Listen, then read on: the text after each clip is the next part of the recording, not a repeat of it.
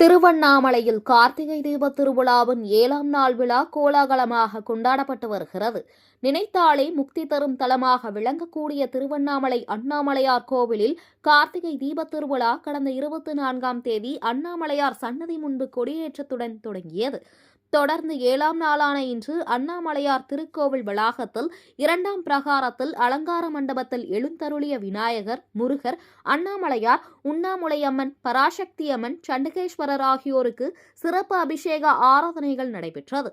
திருக்கோவில் வளாகத்தை வலம் வந்து 16 கால மண்டப அருகே அவரவர்களுக்கான திருத்தேரில் எழுந்தருளி பக்தர்களுக்கு காட்சி தந்தனர். முதல் தேரான விநாயகர் தேருக்கு சிறப்பு பூஜைகள் செய்யப்பட்டு ஆட்சியர் தர்பகராஜ், நகரின் முக்கிய பிரமுகர்கள் உள்ளிட்ட ஆன்மீக பக்தர்கள் ஆயிரக்கணக்கானோர் அண்ணாமலைக்கு அரோகரா, உண்ணாமுலை அம்மனுக்கு அரோகரா என பக்தி முழக்கமிட்டு தேரினை வடம் பிடித்து இழுத்தனர். தேர் திருவிழாவை முன்னிட்டு வடக்கு மண்டல ஐஜி அஸ்டாகார்த் தலைமையில் 3000 காவல்துறையினர் பாதுகாப்பு பணியில் ஈடுபட்டு வருகின்றனர்.